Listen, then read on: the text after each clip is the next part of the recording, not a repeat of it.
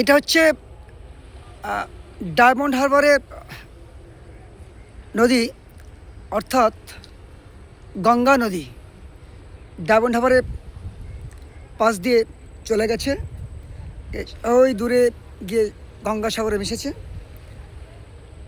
আর এইটা হচ্ছে কলেজ দিকটা ডায়মন্ড হারবারের।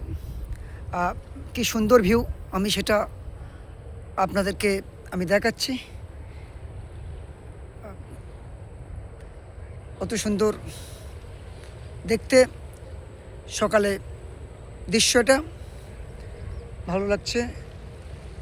ভাই আরেকটা ভেসেল আসছে,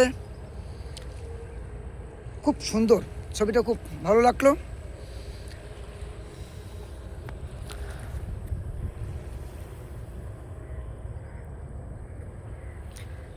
ডায়মন্ড হারবারে গঙ্গা নদী, অপূর্বতার শোভা দৃশ্য।